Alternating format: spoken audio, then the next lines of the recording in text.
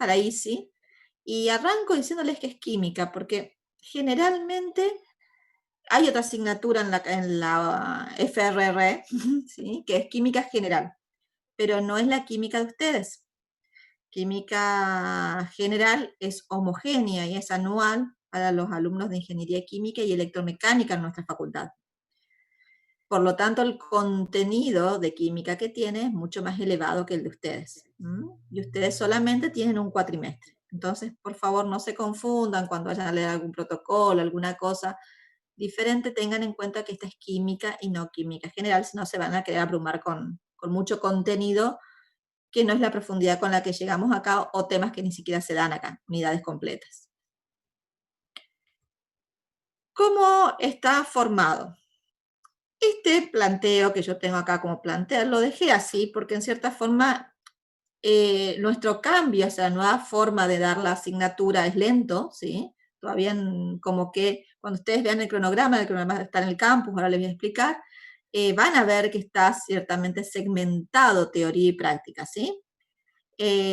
Muchas veces, o sea, generalmente las solapamos porque es muy difícil dar teoría sin dar una explicación práctica, es muy difícil dar práctica sin que ustedes no tengan un bagaje de teoría donde los profes cada tanto van y revuelven, y si ven que no hay, lo dan ellos, o si ven que yo no alcancé a darlos, o yo les digo, miren chicos, yo no di tal cosa, lo van a dar ellos, ¿sí?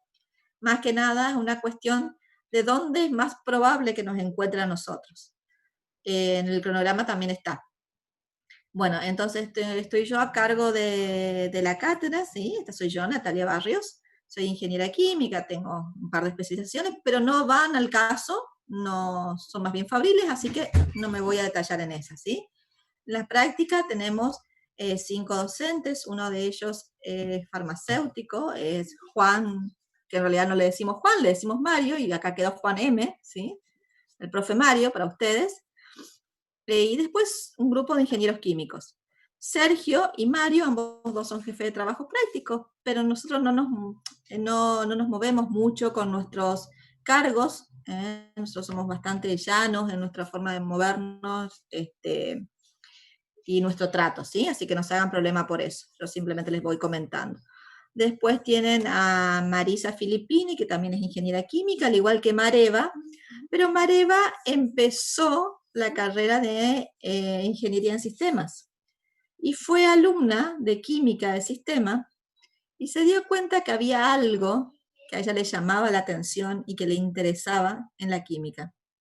Entonces decidió cambiarse de carrera, como otra alumna que he tenido yo también acá, a la cual acompañé en su cambio a ingeniería química.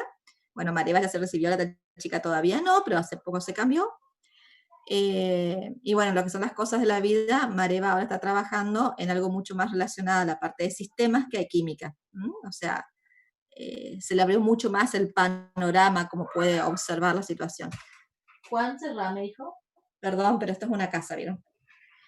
Y Carla Alvarenga, Carlita es recientemente recibida de Ingeniería Química, fue ayudante de segunda mucho tiempo, así que todos los profes tenemos entre un año o más, ¿sí? En el caso de Marisa, ya el año pasado recién empezó, pero hace mucho tiempo que da química general, así que somos todos profes que tenemos una cierta experiencia importante dando clases de química. La mayoría de nosotros en ingeniería de sistemas. ¿Bien? Bueno, ¿qué se pueden encontrar en el campus virtual? Van a encontrar, permítanme que vaya a cerrar la puerta porque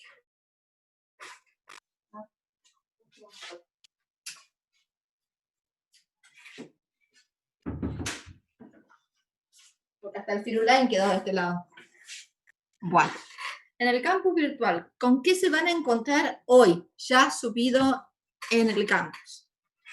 El cronograma, que es un Excel, donde está separado los horarios. Ustedes van a ver que va a aparecer lunes y martes. Ustedes tienen clases solamente los martes, que son segundo A.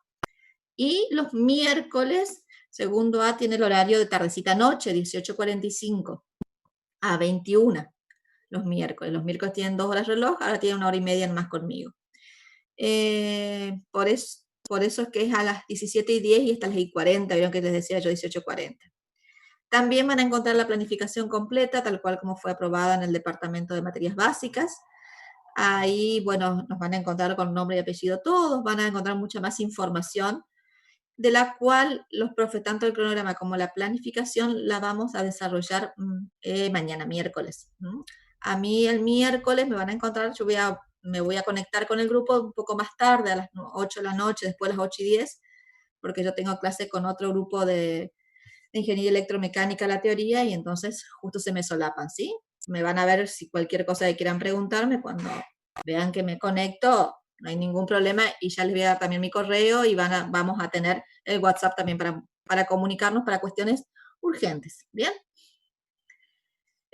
También van a contar ahí con la guía de problemas, la cual van a empezar a trabajar mañana. Bien, así que por favor la guía de problemas mañana para la clase tengan la mano. Para justamente todo lo que es clases van a tener que tener tabla periódica. No tenemos ninguna tabla periódica que le digamos esta usen, ¿bien? Traten de o bajarlas de internet y tenerlas en formato de papel, o sea, impresas, o bien las de editorial compradas. Cuanto antes tengan, mejor. Van a tener 4 parciales, y en los parciales sí o sí, la única manera de trabajar es con cámara, y ya les aviso ahora para que tengan más tiempo de poder conseguir todo si es que no lo tienen. Cámara, micrófono abiertos, ambos dos, durante todo el parcial. Tabla periódica impresa, si no, no pueden usar tabla periódica, con solo la información que ustedes obtuvieron o de internet cuando la bajaron, digamos, cuando la imprimieron, o de editorial, o sea, ustedes no pueden escribirle nada, ni por más que sea de la computadora, ¿sí? O sea, que sea solamente información verídica de tabla periódica, no extra de ustedes. Y calculadora, no celular, calculadora. ¿Bien?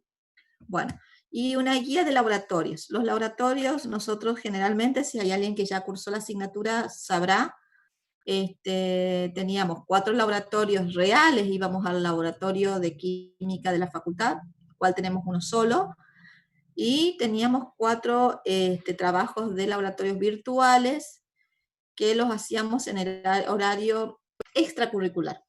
Ahora lo que hicimos fue adaptar algunos laboratorios de los que eran reales, porque no vamos a ir al laboratorio, ni por más que se levante la cuarentena y de repente digan están todas abiertas las facultades.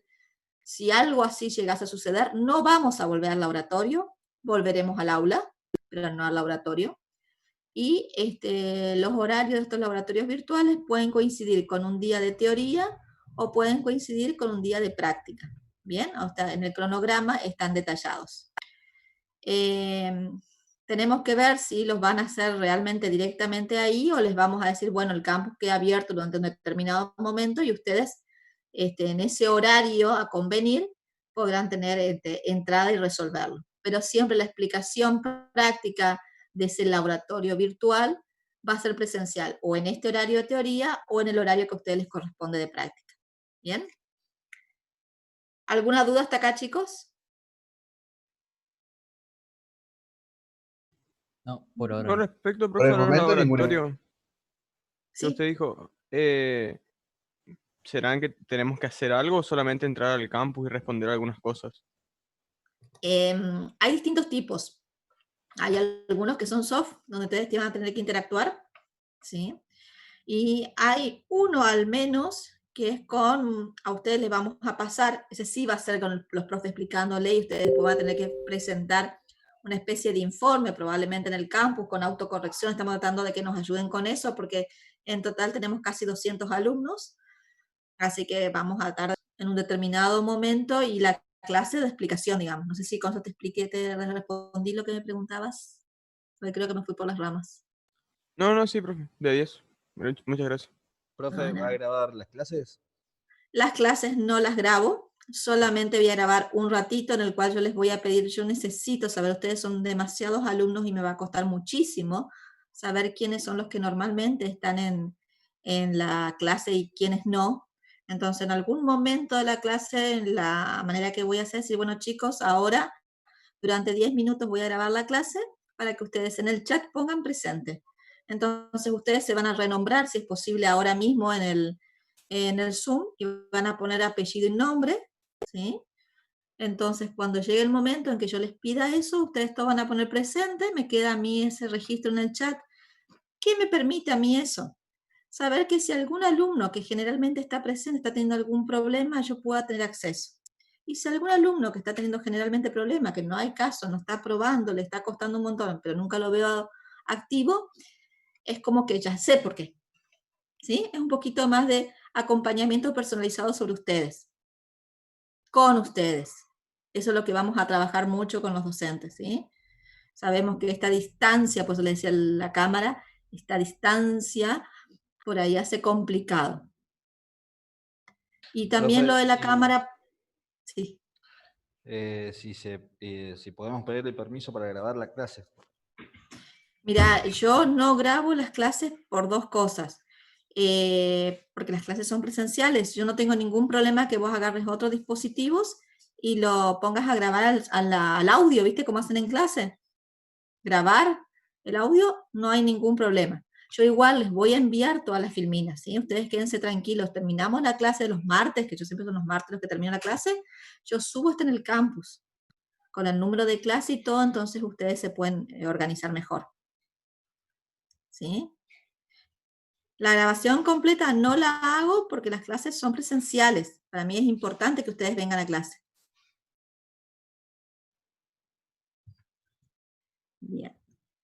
Si se pueden renombrar ahora, yo les voy a agradecer, entonces pues no me pueden seguir escuchando cuando tengan que poner el presente y no pensar que se tienen que renombrar con apellido y nombre, así que mejor. ¿Sí? No podemos, profe, no tenemos habilitado para eso. No me diga, ¿y qué tengo que hacer yo para que ustedes estén habilitados? Perdón. No, la verdad que no sé qué opción tendrá que seleccionar, pero nosotros no podemos. Creo Bueno, que si usted hace clic en participantes, ahí está la opción para cambiar las opciones de qué es lo que pueden hacer los participantes. bueno, ¿sabés qué vamos a hacer así? Yo no pierdo tiempo hoy. Queden como están. Lo que sí les voy a agradecer si por ahí cuando ponen su apellido, ¿sí? O sea, ponen el presente, pongan apellido y nombre, ¿sí? Presente, por ejemplo, estoy mirando acá, presente Perezón Lucas. ¿Mm? Entonces ya con eso nos ayudan un poquito. O Perezón Lucas presente, como ustedes quieran, ¿sí? Profe, no está grabando la clase por ahí si quería, es el motivo de Sí, la justamente Todavía eso, no. profe, no está grabando. No, yo voy a grabar, yo voy a avisar. Vamos a estar en algún momento en la clase donde yo Bueno, veo que tengo un tiempito donde puedo cortar y decir, chicos, vamos a grabar, porque yo voy a seguir hablando mientras ustedes ponen el presente, ¿sí? ok. A mí lo que me interesa es el chat de ese momento. O sea que lo que están poniendo ahora no sirve, digamos, porque... Y no lo voy a tener guardado, así que por favor, cuando Ah, yo les diga recién ahí, ¿saben? Porque ok. ahora no lo voy a poder tener grabado. Yo veía movimiento en el chat y no sé por qué no estoy Sí, pudiendo abrirlo. porque están poniendo ahora eso, el presente. Oh, bueno, sí, mejor que me avisaste esto.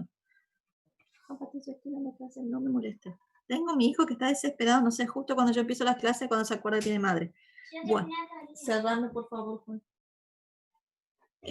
Perdón, chicos, pero yo voy a ver si lo puedo domesticar a mi hijo un poquito. Por eso también no quiero grabar, ¿vieron? Esas cosas que quedan de la madre malvada. Bueno, vamos a arrancar por la unidad número 1. Creo que era bastante lógico, ¿sí? La unidad número La 1 última son... preguntita, profe. Sí, Vio que nosotros tenemos una opción que dice que podemos grabar siempre y cuando usted no dé permiso. Acá hay una opción que dice grabar, pero te pide la autorización, solicite permiso al hospedador de la reunión para grabar. sí. ¿Podrá ser? Recién expliqué. Terminó vos de querés, explicar eso que ella no deja grabar. claro. Si vos querés, usás cualquier dispositivo para grabarme, no hay ningún problema, pero yo no grabo desde la computadora. Por fin. ¿Sí? Bueno, gente, vamos a arrancar con sistemas materiales. ¿Sí? Ustedes verán que es muy amplia la unidad 1. Nosotros hoy tenemos que dar todo lo que está en azul. Vamos a dejar para la clase que viene solamente lo que está en rojo y arrancar con la unidad número 2. ¿Mm? Para poder responder a esta pregunta, que es ¿dónde encontramos química? Yo querría mostrarles a ustedes un video, el cual es el link que yo les subí hace un ratito. Si ustedes quieren verlo después, si es que no se puede ver acá, bien. Si pasa como pasó con el otro grupo, que tuvimos problemitas para compartirlo. Si no, no se hagan problema porque es solo audio y es más una cuestión visual. No puedo leer en los chats, chicos, si alguno me quiere pasar lo que dicen, si es importante. Se ve que está como para reproducir video, ¿verdad? Sí, están diciendo que se ve bien nomás. Eso es lo único. Gracias. Gracias, chicos.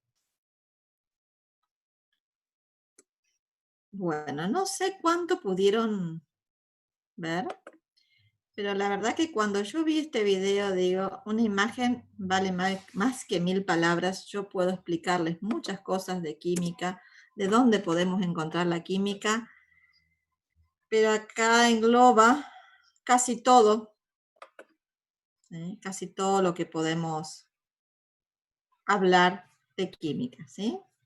Y cómo, sí o sí, de alguna manera, la vida nuestra, día a día, está directamente vinculada a la química. Por más que a veces la veamos lejos. Como ustedes, que se van a dedicar a algo tan amplio como es el sistemas informáticos, pueden estar vinculados a la química muy estrechamente sin a veces darse cuenta, y si esos puestos gerenciales para los cuales se están preparando pueden sacar provecho de sus conocimientos de química o su forma de ver una ciencia como esta. Hacia eso apuntamos. justamente como es tan amplia, podemos hablar de principales 4, ¿sí? Grupos en los cuales la química se encuentra directamente vinculada. Energía, ambiente, del cual seguramente estén donde estén, no se van a poder separar de esto. Cada vez necesitamos más cuidar nuestro ambiente, por lo cual conocer aquello que lo puede dañar y cómo puedo evitar ese daño va a ser siempre importante. Bueno, materiales y tecnología, salud y medicina, que quizás yo la veo un poco más lejana, pero ustedes no sabemos en dónde se pueden llegar a desempeñar y quizás puedan tener mayor relación. Y agricultura y alimentos, lo cual para mí, por donde yo me desarrollo como ingeniera química, estoy mucho más vinculada, mucho más cerca. Vamos. Bien, ¿qué es la química? Es difícil empezar a hablar de una asignatura sin siquiera saber qué es lo que abarca. Es una ciencia, como ciencia se estudia de una determinada manera y es una ciencia justamente que se encarga de estudiar sistemas materiales. Cómo están compuestos esos sistemas materiales, qué propiedades tienen y qué cambios sufren esos sistemas. Ahora, sistemas materiales, como su nombre le indica, está formada por una o más formas de materia. Bien, pero seguimos con las mismas dudas, sistemas material, materia, estamos hablando de lo mismo. Bueno, ¿qué es materia? La materia es todo lo que nos rodea, inclusive el aire que estamos respirando, ¿sí? Ocupa un lugar en el espacio. Impresiona de alguna manera nuestros sentidos, porque lo puedo oler, lo puedo sentir en la piel, lo puedo tocar, dependiendo de qué sea, y posee masa. El hecho de que posea masa es lo que permite que se puedan medir ciertas propiedades de esa masa. Como por ejemplo, si observamos ahí el hombrecito que está, dice si tiene masa, ¿sí? Si puedo medir la temperatura, es porque tiene materia, ¿sí? O sea, tiene masa, puedo medir la temperatura que posee ese cuerpo, puedo pesar ese cuerpo, puedo medir las dimensiones de ese cuerpo, ¿bien? Puedo conocer la densidad de ese cuerpo, ¿bien? Todo eso yo puedo medir. Entonces, es todo aquello que sea masa y que pueda ser medible de alguna manera. Si hablamos de materia, no podemos dejar de hablar de los estados de agregación de la materia, el estado físico de la materia. Los estados físicos de la materia más comunes son 3, y yo creo que casi no hay duda de que si yo les digo que imaginemos una mesa, más de uno está sentado y con su dispositivo arriba de una mesa, ¿sí? No sentado sobre la mesa, pero sí al costado de la mesa. Y si yo pregunto qué estado de agregación tiene esa mesa, creo que ninguno me va a decir gaseoso, ¿no? No, ¿No? ¿Líquido? sólido. Puede ser. Sólido. ¿Qué sucede? Nosotros ya desde hace mucho tiempo, ustedes por más que sean mucho más jovencitos que yo, pues de hace mucho tiempo, han venido estudiando las diferencias que hay entre un estado sólido, líquido y gaseoso. Con lo cual, sabemos que hay ciertas características que tienen cada uno de ellos que hacen que nosotros podamos no dudar. Ver un trozo de hielo, a ninguno se le ocurre pensar que eso es agua, generalmente, o sea, que uno dice hielo, y hasta que se da cuenta que ese hielo es agua, en realidad en estado sólido. ¿Por qué? Porque el agua siempre la asociamos generalmente al estado líquido, ¿bien? Pero como cualquier pedazo de materia puede estar en cualquier estado de agregación según ciertas condiciones que se den. Bien, esos estados de agregación tienen características especiales, como por ejemplo hablar de fuerzas de cohesión. Y está hermoso decir fuerza de cohesión, suena divino. Ahora, ¿alguno de ustedes saben qué es la fuerza de cohesión?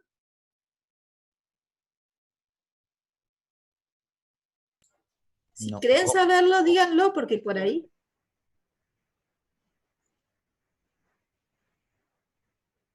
Exactamente, Unida. cómo se unen las moléculas entre sí de un determinado trozo de materia. Sí, escucho qué más iban a decir. ¿No? Bueno. Muy bien, los felicito, porque no todo el mundo sabe lo que es la fuerza de cohesión. Entonces, hay diferentes fuerzas de cohesión según el estado de agregación de la materia. Ahora vamos a ver, porque tengo unos dibujitos donde simbolizamos mediante unas bolas las distintas moléculas. Bueno, también podemos hablar de la fluidez, del movimiento de partículas, hay otras características. La forma, ¿sí? El volumen, si pueden ser compresibles o no, ¿bien? A un sólido, yo sé que por más que le genere mucha fuerza, no lo voy a poder comprimir, seguramente voy a terminar rompiendo, pero no comprimiéndolo, ¿bien? El estado líquido tiene muy poco posibilidad de compresión, o sea, yo puedo agarrar el líquido y comprimirlo y voy a ver que va a dar una importante resistencia a ser comprimido. Sin embargo, no sucede en los gases eso justamente. Es todo al revés. Entonces, hay muchas características. Veo el chat muy movido y vuelvo a decir, chicos, si alguno ve algo importante como para recordarme del chat, les agradezco. Profe, Sí. ¿el plasma también era un estado de la materia o no? Sí, hay otros estados de agregación, como dice acá plasma y el condensado de Bose-Einstein, no son tan comunes en la vida cotidiana. ¿Bien? Algunos de ellos se dan como el gas ionizado, muy cerca del Sol. No vamos a entrar en esos detalles, ¿sí? Como para estudiarlos. Bien. Desde el punto de vista molecular, como decíamos, hay diferencia entre un sólido, un líquido y un gas, más allá de lo que nosotros estamos acostumbrados a sentir y divisar como estado gaseoso, líquido y sólido. Entonces, como les decía acá, nosotros tenemos pelotitas en un envase cerrado. Tenemos pelotitas, ¿sí? Determinada ubicación, un envase abierto, y acá tenemos unas pelotitas también sin envase, ¿bien? Estas pelotitas que me indican átomos o moléculas, ¿bien? Estos, que yo los veo que tienen como una colita, me están significando que tienen movimiento. Esto es un gas, el gas está completamente cerrado, sus partículas, si yo las miro respecto a las otras, sus partículas, que son normalmente las moléculas, los iones, generalmente los químicos hablamos de partículas directamente, ¿sí? Hay una distancia importante entre ellas, su movimiento, no siguen ningún orden en su movimiento, aleatoriamente se mueven con total libertad y hacia todos los lugares. Y el hecho de que estén tan desordenadas y con tanta distancia entre sí, hace que ellos puedan tomar todo la forma y el volumen del recipiente que los contiene. Bien, por eso dije yo, cerrado. Porque si yo dejo abierto acá el gas, empieza a irse a buscar mayor libertad. Bien. ¿Sí? Esas moléculas tienen mucha energía cinética, por eso están en completo movimiento. Si yo enfrío, disminuyo la energía cinética. Si yo comprimo, acerco estas partículas unas a otras, con lo cual el hecho de acercarse hace que empiecen a haber mayor cohesión, mayor fuerzas de interacción entre ellas. ¿Bien?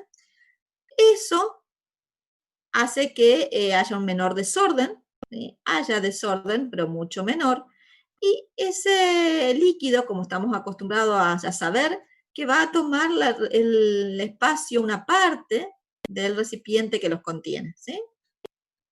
Mientras que el sólido, si yo lo sigo enfriando, estas partículas que tienen un cierto movimiento, mucho menor que un gas, pero un cierto movimiento, empiezan a quedarse mucho más estáticas, sin movimiento, ¿sí? Y al estar sin movimiento se van a ir acomodando, obviamente dependiendo de cuál sea el sólido, pero siempre van a estar mucho más acomodadas y ordenadas que en un líquido. Bien, entonces, como estamos viendo acá, un sólido tiene partículas totalmente ordenadas, fijas, y si bien no se mueven ni de esta manera ni de esta otra, lo que sí hacen es vibran en el lugar. ¿Sí? Las uniones, para que esto se mantenga de esta determinada manera, las uniones entre ellas tienen que ser mucho más fuertes. Al tener muchas más fuerzas de cohesión, van a hacer que esa forma que adquiera el sólido sea una forma determinada y obviamente su volumen va a ser igual, también determinado por de lo que estemos hablando. Queda un poco más claro por qué algunas características. Después, cuando nosotros tenemos que dar una unidad que se llama sólido, otra se llama líquido y otra se llama gas. O sea, perdón, ustedes dan las tres unidades que usamos en ingeniería general en una sola. Van a tener una unidad donde se ven características propiamente dichas de sólidos, líquidos y gases, solamente, en toda la unidad. Sobre eso nomás. Así que ahí vamos a entrar más en detalle.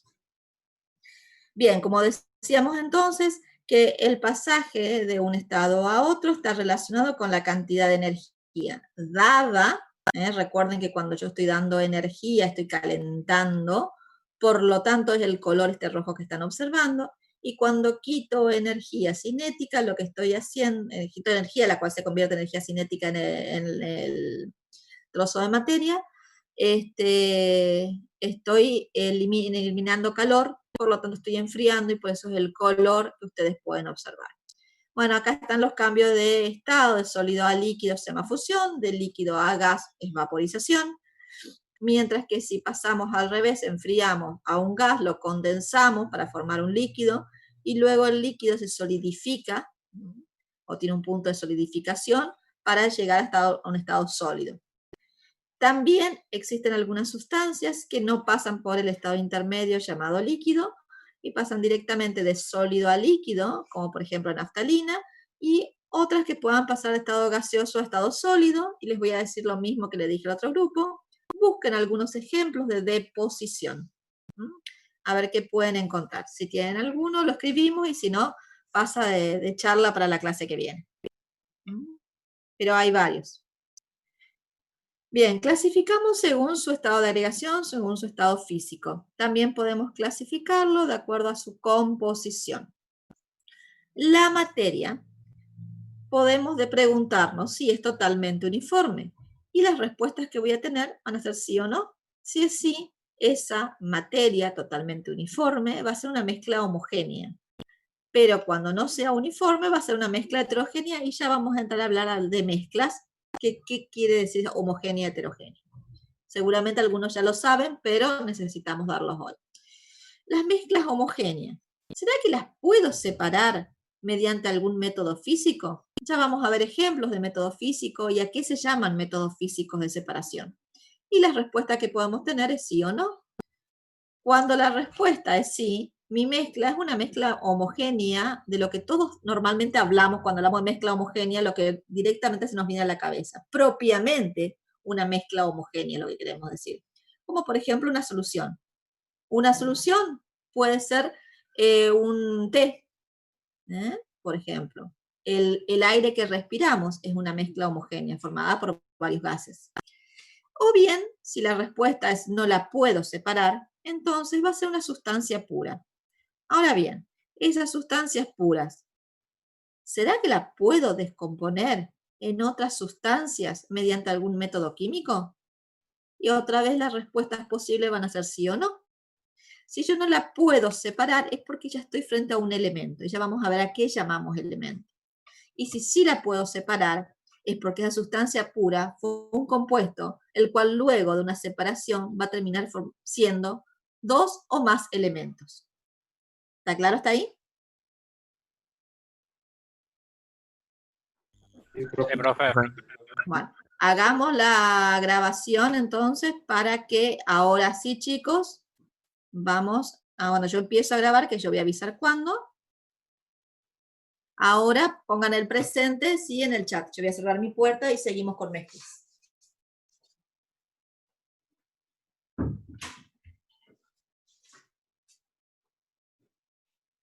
Bien. La mezcla entonces cuando dos o más sustancias son agregadas y se encuentran en un encuentro íntimo entre ellas, ¿sí? Conservando sus propiedades químicas y su identidad. Bien. Algunas de ellas sí pueden poseer composición uniforme y otras no, por eso generalmente se dice que no poseen composición uniforme, y lo que tenemos acá son algunos ejemplos en imágenes de las distintas mezclas más comunes, ¿no? Más comunes en alimentos, en varios lugares de buscarles como para que podamos vincular. Ahora bien, voy a quitar esto porque me cuesta ver. Las mezclas. Cuando hablamos de mezcla, nosotros, como les decía recién, un té, por ejemplo, no les dije un té, pero por ejemplo un té. Yo puedo observar, sí, dije té, bueno, mejor entonces. Si yo tengo una tetera, ¿sí? Con varias porciones de té, cuando yo sirva las porciones de té, todos, si no le hacen algo a su té previamente, van a recibir un poco de té con el mismo sabor, el mismo olor, el mismo color, ¿verdad? Sin embargo, si yo tomo un vaso, le pongo agua y sobre ese vierto aceite, yo me voy a encontrar con una imagen parecida a esta, donde se ven como burbujas muy bien definidas, de un color diferente en este caso, porque es aceite lo que estoy observando. Entonces yo no puedo hablar de que, y después si yo quiero servir de ese vaso a varios vasos más, o pequeñas copitas, o algo que yo quiera determinar, todas no van a tener la misma cantidad de aceite que de agua o propiedades. ¿Por qué? Porque una va a ser una mezcla homogénea y otra va a ser una mezcla heterogénea. En el caso de una mezcla homogénea, es aquella mezcla en la cual las propiedades intensivas, la composición y el aspecto son todos los mismos, son todas iguales. Obviamente no voy a tener una superficie de separación, como acá puedo observar, si yo dejase esta imagen quieta en algún momento, voy a ver cómo se van a separar fases. Como ustedes pueden ver, la definición de una mezcla homogénea es mucho más que hablar solamente de que tiene una sola fase. Bien, eso es importante que ustedes tengan en claro.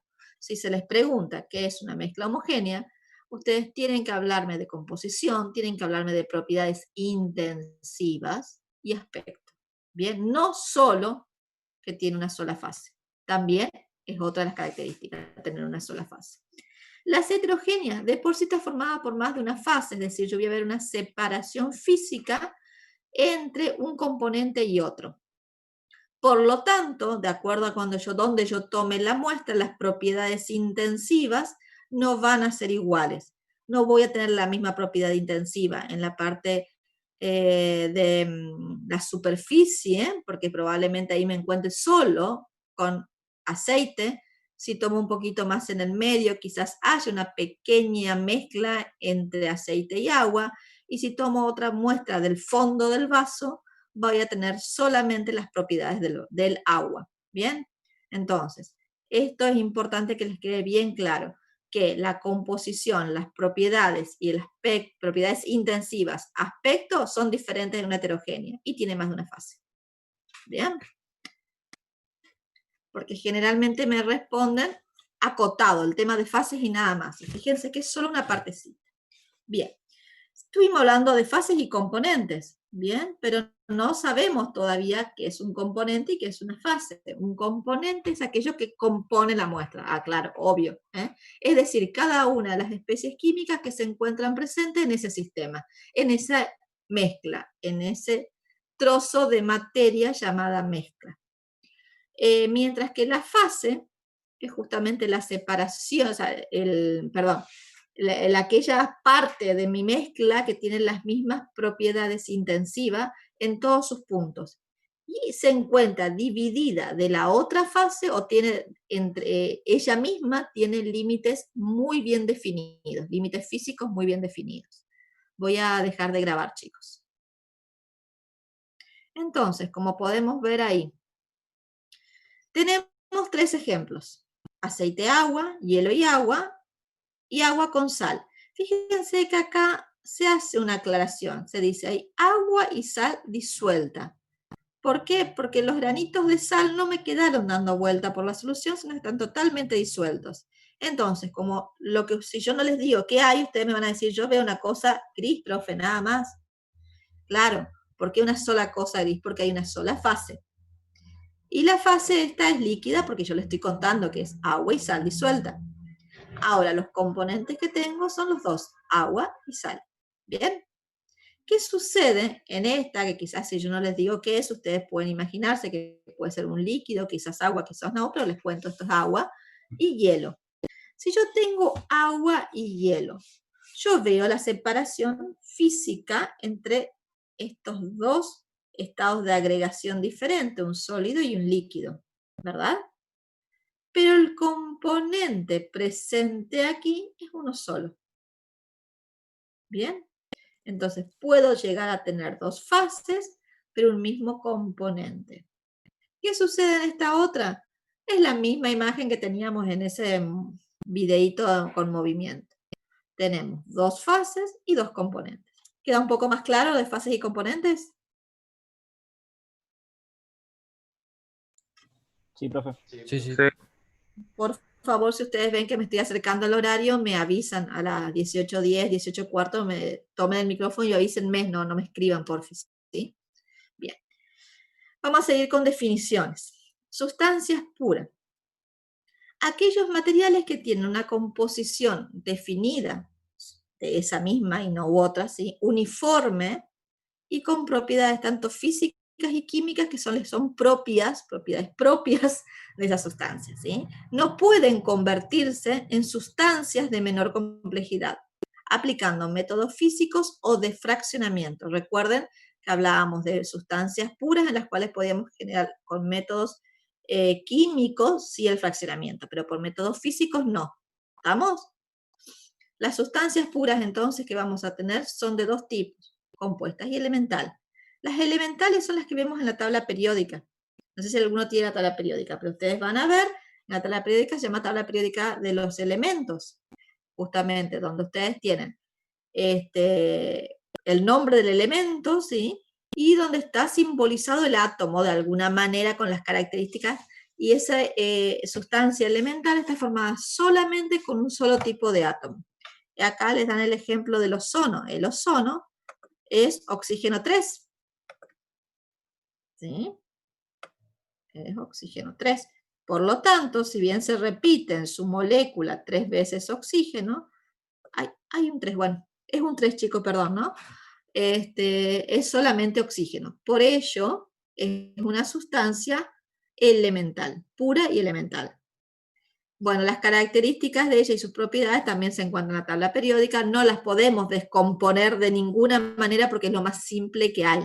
Por eso es una sustancia elemental.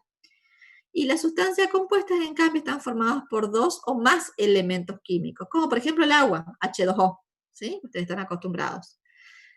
Ella sí se puede descomponer. Yo le puedo aplicar procesos químicos en la cual yo pueda separar hidrógeno de oxígeno. Es más, cuando demos electrólisis, yo tengo un videito que normalmente es con el que arranco y van a ver justamente esa separación. Bueno, acá un ejemplo que ven en la filmina es una cuchara llena de cloruro de sodio, sal de mesa, con sus granitos. Cloro, en la fórmula hay sodio, Na y cloro.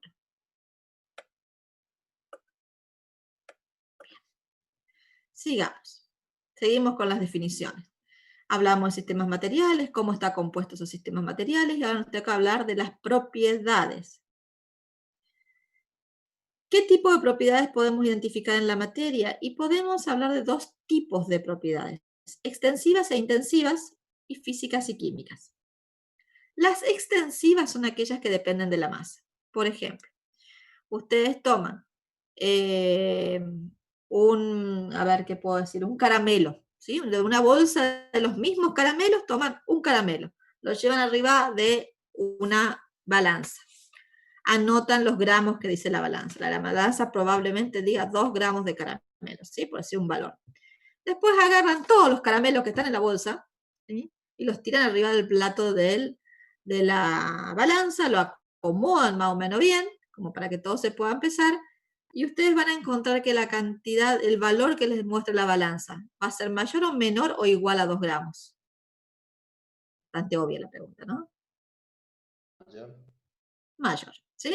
Entonces, la masa, como yo lo que mido en una balanza es la masa que estoy midiendo, digamos, el peso que estoy midiendo, ¿no? Es una propiedad extensiva. Va a depender de la cantidad de masa que esté en juego, ¿sí? Si yo tomo un vasito de agua y mido su volumen, y después de la misma agua voy y descargo en un tanque, ¿sí? Yo puedo ver que la cantidad de volumen va a estar relacionada a la cantidad de materia, agua, que yo haya guardado en ese recipiente. Entonces, es extensiva. Lo mismo con la cantidad de calor. yo puedo poner a hervir 10 mililitros de agua, que es una cantidad muy, muy, muy pequeña de líquido, ¿sí? Y para llegar a esos 100 grados Celsius necesario para empezar a evaporar, para llegar a ese punto de ebullición normal, voy a necesitar una cantidad determinada de calor, ¿sí? Quizás con un encendedor y un rato largo me alcance.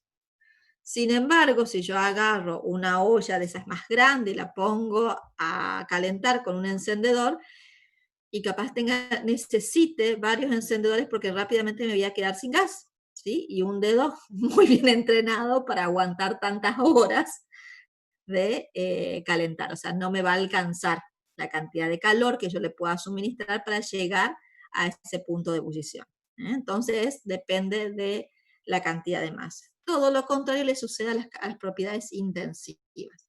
Las propiedades intensivas son independientes. El punto de ebullición del agua es 100 grados Celsius. Para presión de una atmósfera es 100 grados Celsius. No va a importar si yo tuve esos 10 mililitros de agua de lo que estaba hablando o tengo la olla completa arriba de mi hornalla calentándola. Cuando empieza a ebullir, mido con un termómetro, ambas dos me van a dar la misma temperatura cuando llegan al punto de ebullición, ¿sí? Esas son independientes de la cantidad de materia de la que esté hablando. Pero además de ser extensivas o intensivas, una misma propiedad puede ser física o química. Física es cuando no voy a alterar la composición de la materia que estoy hablando. ¿Estoy hablando de agua? Si estoy hablando de agua, la masa, el hecho de que yo mida el volumen, ¿se acuerdan que estaba hablando de volumen hoy?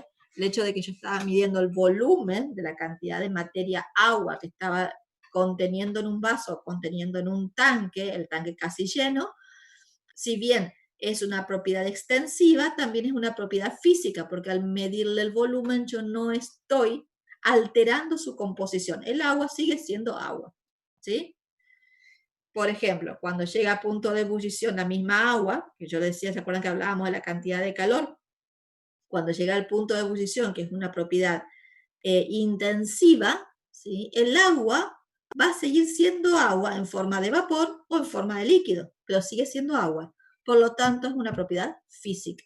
Física e intensiva es el punto de ebullición. Hay otras propiedades que sí dependen de su composición. Como por ejemplo, si yo lo que tengo es un compuesto orgánico, probablemente sea combustible, es decir, frente a calor y a oxígeno, se prenda fuego. ¿Sí? Una fuente de calor y oxígeno se prende fuego. El hecho de que sea combustible, cuando entra en combustión, va a dejar de ser esa sustancia para convertirse en otra, diferente, la cual generalmente no tengo vuelta atrás. Esas son propiedades químicas. Bien, cuando hablamos de los cambios, vieron que también teníamos que estudiar no solo las propiedades, sino los cambios que sufre la materia. El ejemplo más interesante, o que me parece mucho más visible a mí, es el hecho de tener un trocito de papel al cual lo puedo ir, ¿sí?, cortando, y siempre, por más chiquitito que sea mi trocito de papel, me voy a encontrar con papel. Ese hecho de ir cortándolo o triturándolo al material es un proceso, es un cambio físico. ¿Por qué? Porque el papel sigue siendo papel, no cambio la apariencia, no cambio la composición de esa materia. En cambio, si al mismo papel, antes de en un trozo más grande, si no me voy a quemar el dedo, le acerco un poco de fuego con un encendedor, con un fósforo, va a entrar en combustión, ¿sí? Esa combustión me va a dar como resultado, si logro no quemarme, si no, el primer resultado va a ser quemarme, ¿sí? Un trozo de cenizas, ¿sí?, y alguna otra escape de gases a la atmósfera, ¿sí? Es decir, nunca más esa ceniza la voy a poder convertir en un papel. Por lo tanto, ese cambio que está sufriendo ese papel, que es la combustión, ¿sí?, llamado la combustión, al cual está relacionado con la propiedad física de combustión, propiedad de combustión, ahí me estoy mezclando todo, ¿sí? Ese cambio físico cambio químico, ay gente, por favor, disculpen, ese cambio químico me va a cambiar, Ya me no va está a grabando, alterar. profe, tranquilo. Sí, quiero explicar rápido porque tengo miedo que se me vaya la hora y me está llevando mucho Sin tiempo. nervio, profe, ¿está todo bien? ¿Vieron por qué no me grabo?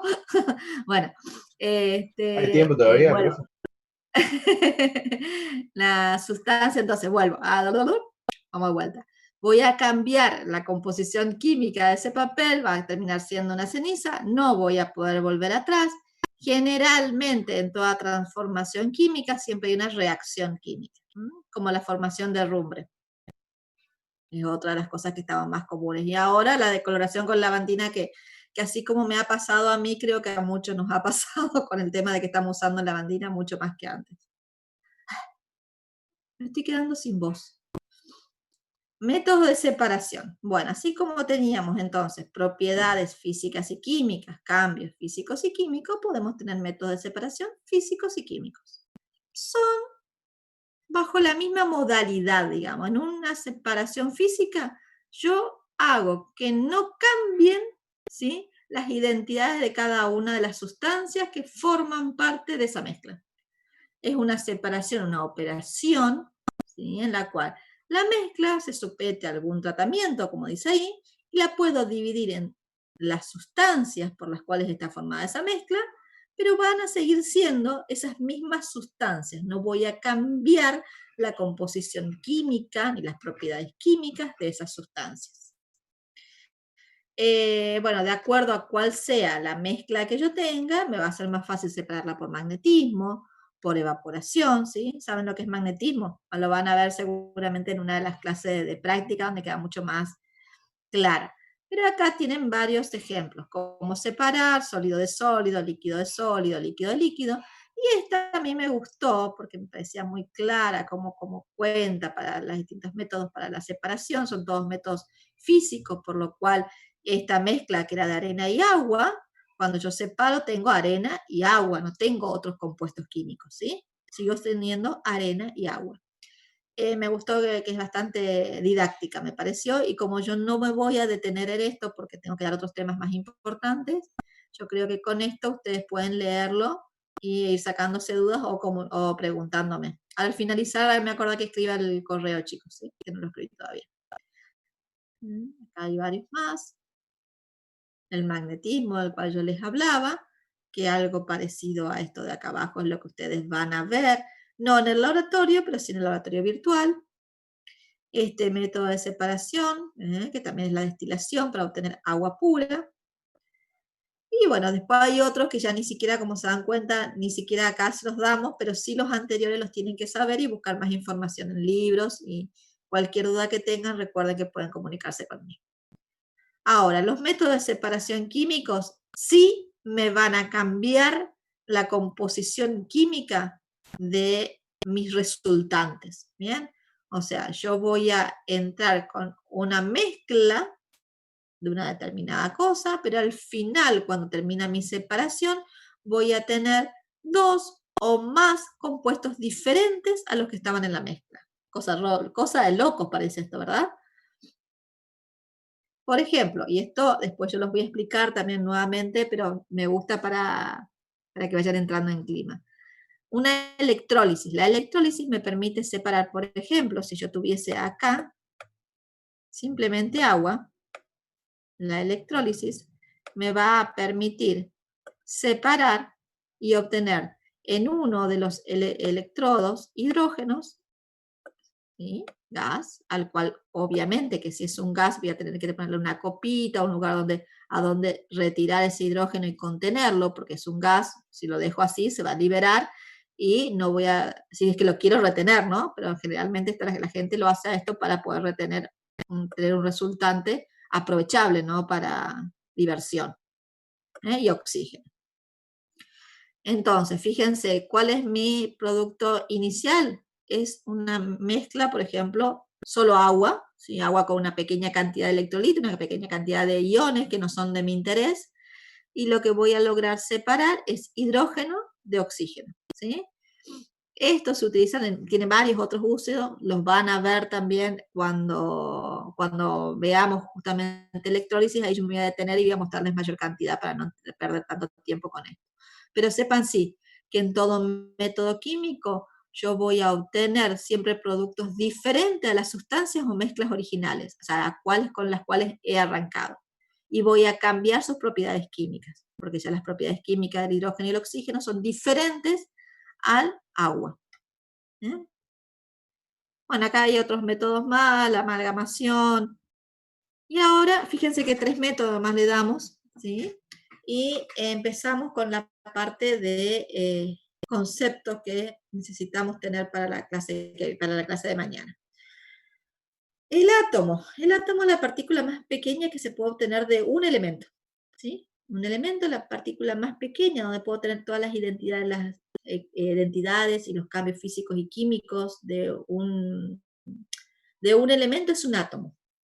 Si bien ahora a los elementos yo los puedo conocer mediante símbolos de letras, en general algunos con una sola letra, otros ya con 2 letras, donde la primera es mayúscula y la segunda es minúscula, sino siempre es mayúscula. El sodio, mercurio, oro son los que están acá, y de este yo no me acuerdo el nombre, por eso cada vez que me ponga a nombrar todos los otros, digo, ¿por qué los nombres si este no me acuerdo el nombre? Tenemos con 3 letras, ¿sí? Pero siempre la primera es con mayúscula. Hoy en día, entonces, los símbolos que se utilizan son letras de cada uno de los elementos. Anteriormente se conocían, siglo XIX, se conocían muy pocos elementos, por lo tanto se tenían distintos simbolitos para poder nombrarlos o identificarlos, pero bueno, hoy en día con la gran cantidad de elementos que hay es muy complicado. Todos estos elementos se encuentran en la tabla periódica. Todos los elementos hasta ahora descubiertos se encuentran en la tabla periódica. Tabla periódica que tiene más o menos este formato. Tenemos lo que se llaman bloques. Nosotros hablamos de bloques S, bloque P, bloque D y bloque F. Los bloques, ya vamos a entrar un poquito más en tabla periódica y van a entender por qué, y están relacionados con la configuración electrónica. Estos se llaman se llaman metales, bueno, ya me va a salir, los metales de transición, y me viene otra nomenclatura que nada que ver con química orgánica, ya les voy a decir cómo se llama. Bloque P, bloque D y bloque F. Estos son los últimos en haber sido los F, haber sido descubiertos, los lantánidos y actínidos. Y esta nomenclatura de S, P, D y F está relacionada con los números cuánticos y con la configuración electrónica. Exactamente. Profe, te tenemos que avisar a las ¿Cómo se 6, llaman? Gracias. Ahí entonces acelero un poquito más. Bien. La tabla periódica tiene varias cosas que son importantes que vayamos descubriendo, además de lo que habíamos dicho recién de su separación en bloques. Tenemos una identificación de elementos donde se encuentran aquellos elementos considerados metales a la izquierda, ¿sí? Y sobre la derecha se encuentran aquellos elementos denominados no metálicos.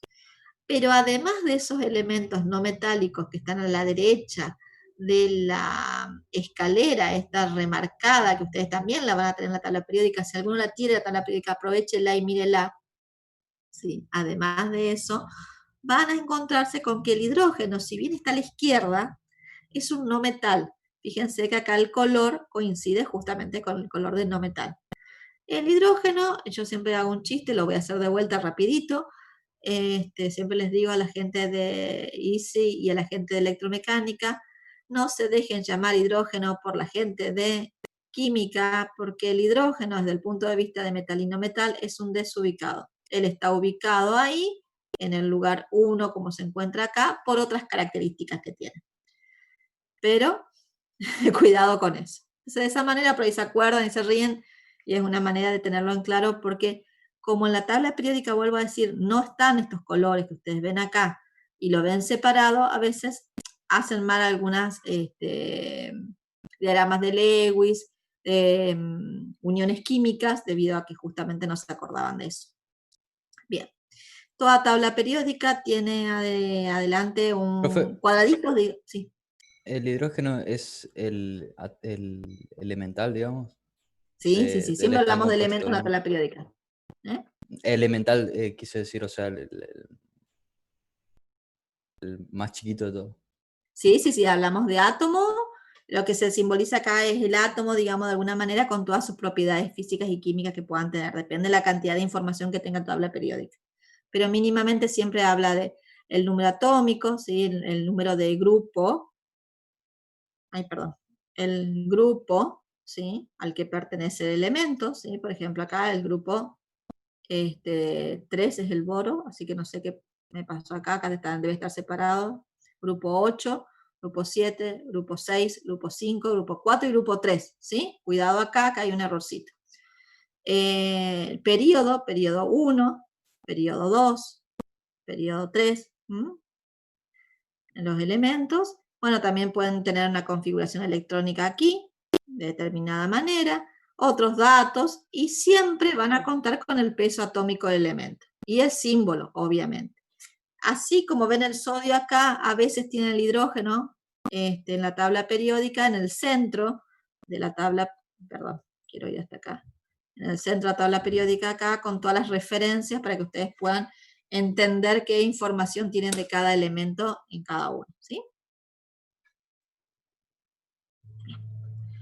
Bueno, todo átomo está formado por 3 tipos de partículas subatómicas, protón, neutrón y electrón. En masa, el protón y el neutrón tienen masa similar. Fíjense, el valor en gramos que estamos hablando, 10 a la menos 24, ¿sí? Muy, muy pequeños. Y el electrón tiene muchísimo más pequeño todavía, ¿sí? Tan pequeño es el electrón en su masa, en cantidad de masa, que lo podemos considerar con masa cero. Y consideramos que el protón y el neutrón tienen una UMA. Ya explicamos que es UMA, todavía no llegamos. Las cargas del protón será positiva y del electrón negativa. En coulombos es exactamente el mismo valor, ambas dos. ¿En qué se diferencian? En el signo. Y el neutrón no tiene carga. Justamente como son la misma carga de coulombos, o sea, en la unidad, lo que se hace es hablar de una carga relativa, más 1 en el caso del protón y menos 1 como en el caso del electrón. De esa manera se hace todo mucho más sencillo a la hora de explicar y de poder hacer otro tipo de cálculos que hacemos nosotros en química general o en química de sistema. Bien, habíamos dicho que había sustancias elementales compuestas, ¿se acuerda? Formadas por más de un elemento. Esas sustancias se simbolizan o se encuentran en forma de molécula, y ya como no estamos hablando de un elemento, estamos hablando de un grupo de elementos unidos de determinada manera, hablamos de molécula. ¿Está? La molécula es la partícula más pequeña de una sustancia compuesta, ¿sí? Que puede tener existencia independientemente estable, para seguir con toda la definición. ¿Cómo se representa? Se simbolizan mediante fórmulas, donde decimos qué elementos están presentes y la cantidad relativa de átomos de cada elemento en esa molécula. Hay 2 átomos de hidrógeno por un átomo de oxígeno. Si ustedes ven, a medida que vamos avanzando en los distintos compuestos inorgánicos, excepto este que sí es orgánico, este es orgánico, ¿sí? Estos 2 últimos son orgánicos, ustedes pueden ver que hay partes de los compuestos que están simbolizados entre paréntesis. Esto que se simboliza entre paréntesis, también que aunque en este caso no esté entre paréntesis, ¿sí? Son radicales, se llaman radicales, digamos, no es una cuestión, no es una connotación política, ¿sí? Sino que es una unidad funcional química que tiene un comportamiento especial. Bien, estos radicales, por ejemplo, esto se llama radical ácido, al igual que este es un radical ácido llamado fosfito, este es sulfato, ya cuando la clase que viene empecemos con nomenclatura van a entender mejor, o también un radical ácido llamado oxidrilo. Bien, bueno, acá ven otro tipo de compuestos. Bien, la representación, así como vimos recientemente, es fórmula condensada, con lo cual ya comentamos cómo está formada, pero también podemos dar más información a la hora de realizar una fórmula, como por ejemplo con la fórmula estructural.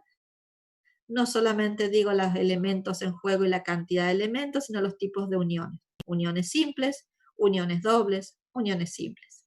Son los mismos elementos, nada más que de distintas maneras formulados, utilizando distintas herramientas de formulación. También tenemos modelos tridimensionales, son mucho menos usados y ni hablar en papel, porque es muy complicado de hacerlo.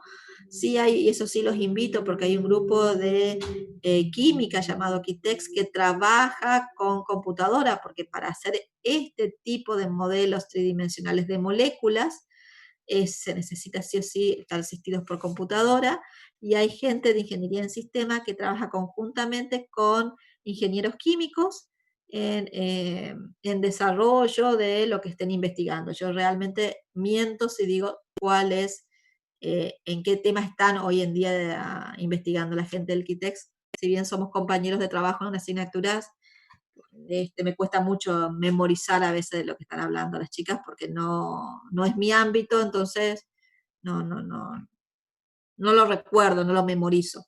Fíjense que estamos viendo una molécula extremadamente sencilla como el metano, y ya vemos cómo se empieza a dificultar. Una fórmula estructural común tridimensional, después ya vemos un modelo de bolas y varilla, también tridimensional, y ni hablar el modelo de llenado de espacios. Y esto, ya les digo, esta es una molécula extremadamente sencilla. Bueno, también podemos hablar de... Profe, no es por interrumpirla, pero solamente para recordarle que ya es 6:15. 6:15, gracias. Pensé que era la hora, ya me asusté. Gracias. Sí, necesito eso.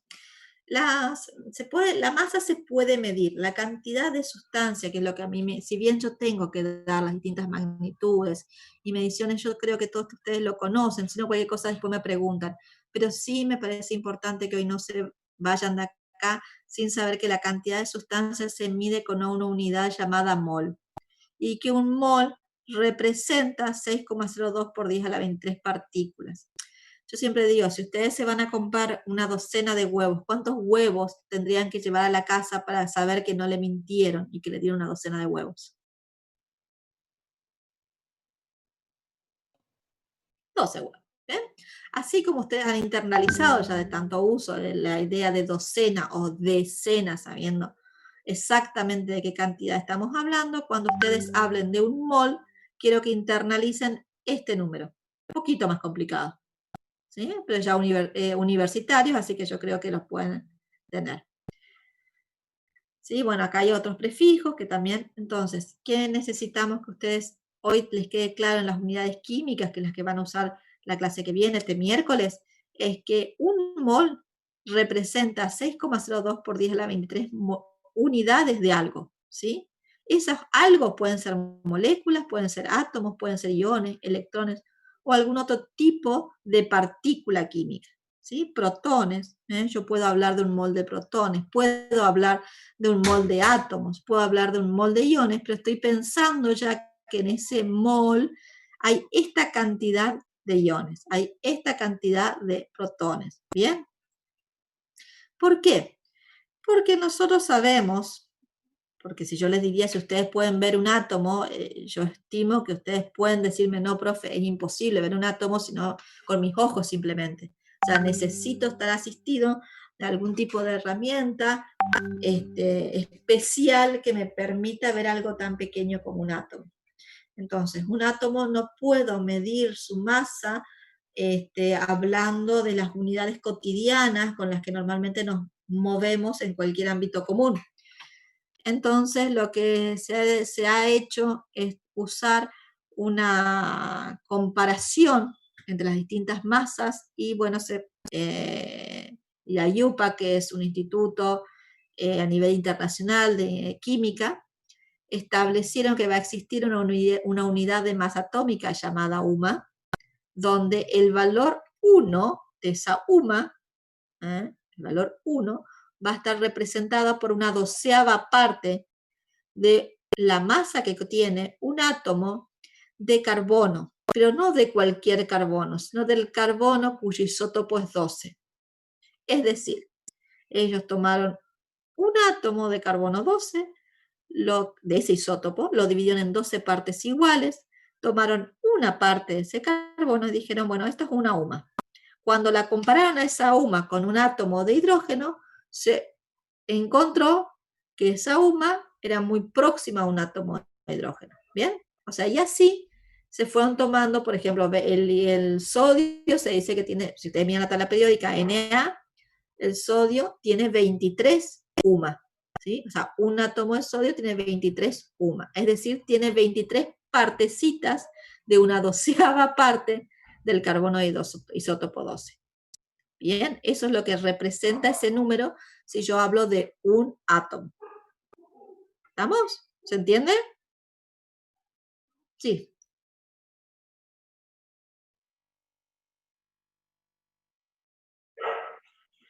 Sí, en realidad es relativo.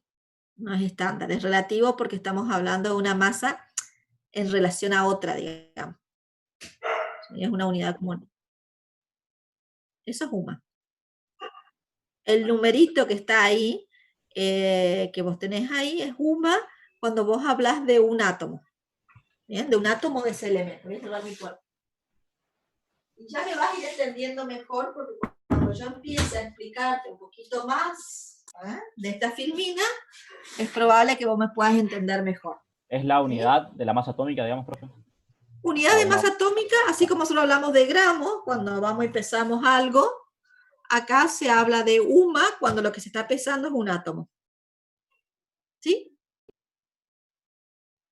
Pero tengan en cuenta que es una masa relativa, no es una masa como hablar de gramo. ¿Bien? Es por comparación la que se usó. Profe, Así yo puedo, sí. ahí en el chat pusieron, entonces el carbono 12 tendría 12 UMAs de masa. Exacto, muy bien. Así es. El que tiene la tabla periódica ya lo descubrió. Y el que pudo entender mi explicación llegó a esa conclusión perfecta. Bien, entonces, lo que yo puedo tener entonces el peso atómico de un elemento conociendo su masa relativa, es decir, el UMA, lo que estábamos hablando, en la cual a la hora de tener el valor que se encuentra en la tabla periódica, es una ponderación, que también vamos a ver cómo se calcula, teniendo en cuenta todos los isótopos que existen en la naturaleza. Pero tranquilo, yo necesito que me entiendan que lo que está ahí representa a un número de UMAs. ¿Vamos? Por ahora. Que es lo que pesa un átomo. ¿Bien? Después vamos a ver cómo se llega a ese numerito, cómo se puede calcular y demás. Así como puedo conocer el peso atómico, puedo conocer el peso o masa, porque generalmente la masa, lo que pasa es que nosotros hablamos mal, el peso molecular. ¿Sí? El peso molecular también va a ser una masa relativa. ¿Por qué? Porque yo lo que hago es sumar las masas de cada uno de los elementos. Por ejemplo, vamos de vuelta al ácido sulfúrico, vamos al agua, que es más fácil de escribir, más rápido. ¿Sí? El agua sabemos que su molécula es H2O. Por lo tanto, el peso molecular, ¿sí? Y ojo, es molecular, es 2 veces el valor del hidrógeno, que el valor del hidrógeno redondeado es 1, ¿sí? Una UMA. Más una vez el del oxígeno, perdón, que es 16 UMAs. Es decir, entonces, que mi masa molecular del agua va a ser 18 UMAs. Muy bien, 18 UMAs. ¿Ah?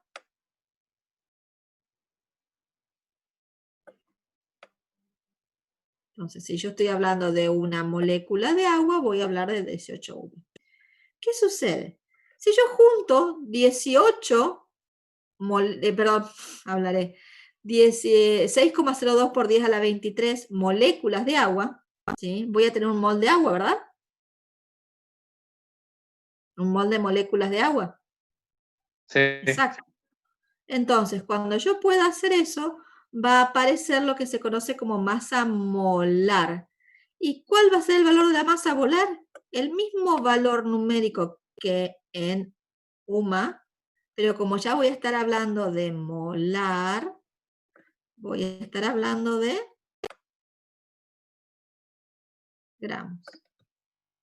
¿Sí? Si yo estoy acá hablando de sodio, ¿sí? ¿Se acuerdan? Vamos al ejemplo del sodio que lo dimos oralmente. Dijimos que tenía 23 UMA, ¿se acuerdan? Un átomo de sodio, 23 UMA. ¿Cómo me cuesta escribir con esto? Ahora bien, si yo tengo entonces un mol de átomos de sodio, ¿cuánto masa voy a tener? Si yo tengo 6,02 por 10 a la 22, 10 a la 23, perdón, átomos de sodio, ¿cuánto voy a tener entonces en peso? Voy a tener un mol de sodio. ¿Cuánto voy a tener de masa de sodio? 23 gramos. Ni más ni menos.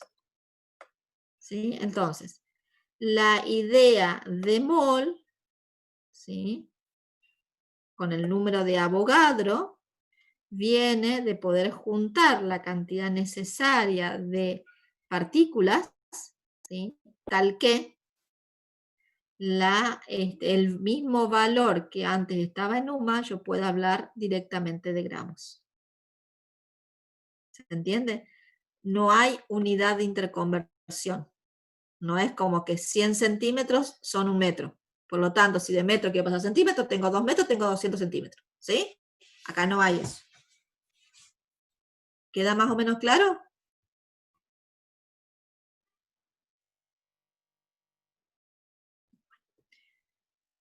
Otra vez, porque es lo que cuesta que lo vean, y por eso otra vez, vamos de nuevo. Lo mismo, tengo una molécula, tengo 18 UMA.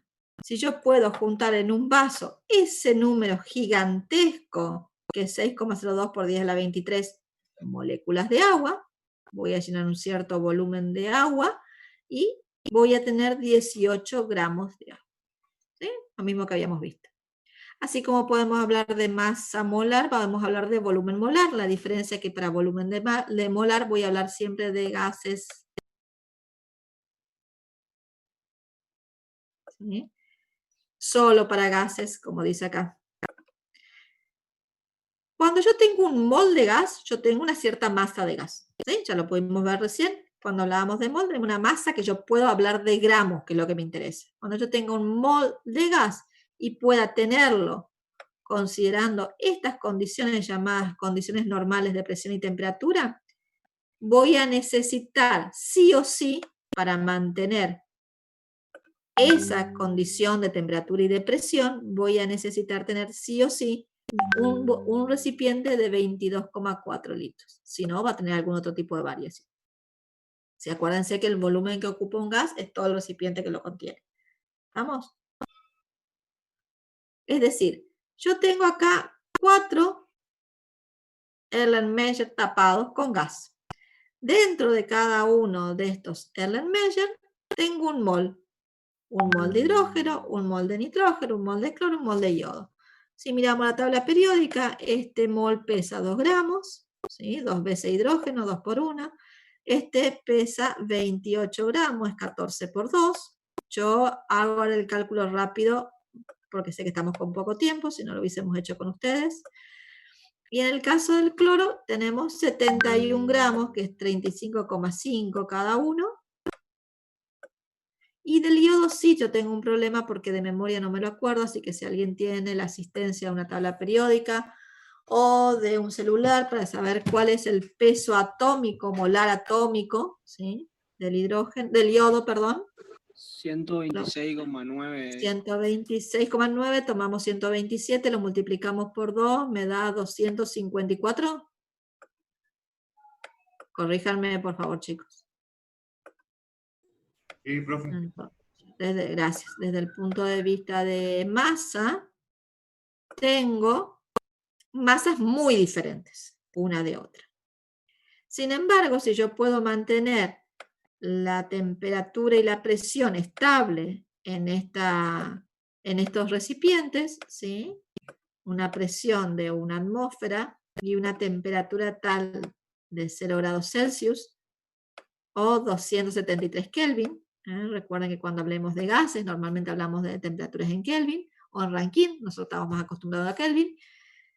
La única manera de poder mantener estas temperatura y presión, y que solamente haya un mol de cada uno de los gases, es que este recipiente, todos ellos tengan el mismo volumen.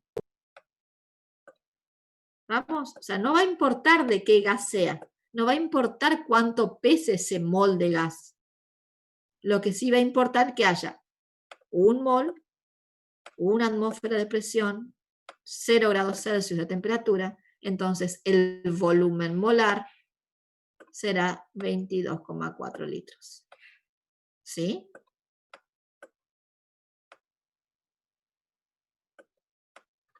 Entonces, cuando hablo de volumen molar, tengo que saber que solo se aplica ¿a quién?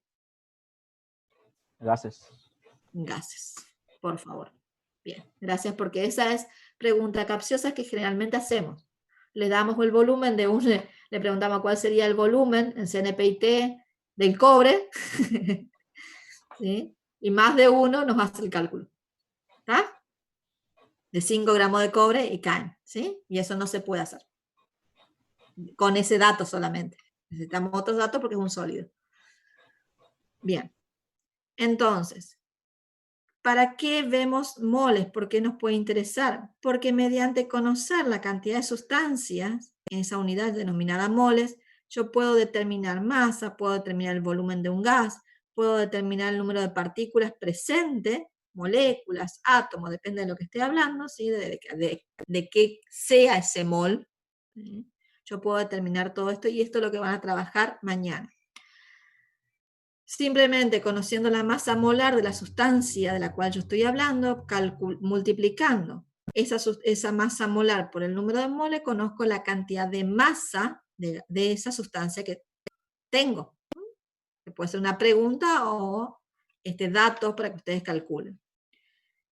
Puedo conocer, conociendo el volumen molar, el 22,4 litros, ¿sí? Conociendo ese volumen, y si yo sé la cantidad de sustancia, es decir, la cantidad de moles de ese gas que hay, 5 moles, yo puedo determinar que el volumen va a ser 5 por 22,4. Y lo puedo calcular como volumen. Y acá hace la aclaración importante de que es hablar de gases ideales.